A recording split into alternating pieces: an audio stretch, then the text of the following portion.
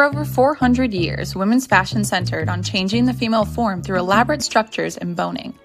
Why, after 4 centuries of structured skirts and bodices, did fashion go from this to this to this, all in the space of 20 years? The empire waist, streamlined style of dress, known as the Regency dress, first came into haute couture during the 1780s. The dress is now famous for its romantic appearances in Bridgerton, Jane Austen, and countless other period dramas.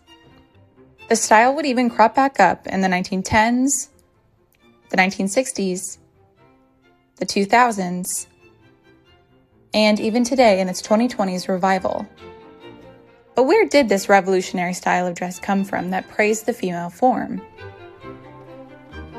The commonly held belief is that these dresses were part of the neoclassical revival at the end of the Enlightenment, the fresh look spearheaded by fashion pioneers, such as Empress Josephine Bonaparte, the Merveilleuse, and Thérèse Italienne.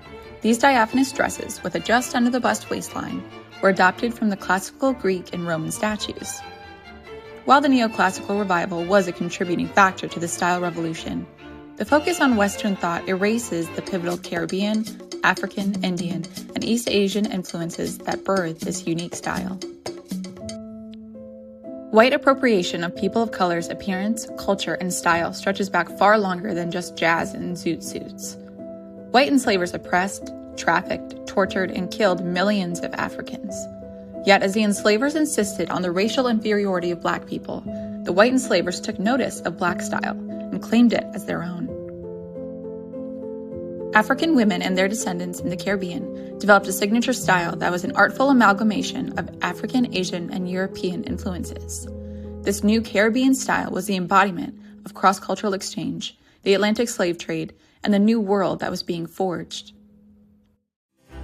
In 1783, Queen Marie Antoinette of France, whose royal coffers were filled with blood money from the transatlantic slave trade, was painted wearing a robe en gaule, sometimes called the chemise en gaule or chemise à la reine. A gaule was a one-piece dress made of lightweight fabrics, such as cotton, popularized by women of color in the Caribbean to adapt to their hot climate and restrictive colonial governments. Sumptuary laws restricted the traditional markers of station, such as fine silk, to the white upper class. Women of color took the cottons and linens they were permitted and transformed them into a new style of dress, the gaule. Queen Marie Antoinette wearing something popularized by women of color was beyond scandalous in a white supremacist society. Even more so because the dress strongly resembled traditional underwear, or the chemise, making it appear that the Queen of France had been painted in her undergarments for all the world to see. Not only was it underwear, it was expensive imported Indian muslin, nearly as expensive as silk.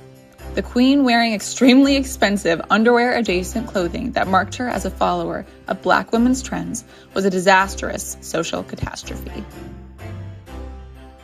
Eventually, fashionable white women began wearing the style of dress in Paris, and eventually disseminated throughout the Western world. The Caribbean origins of this trend largely lost to history.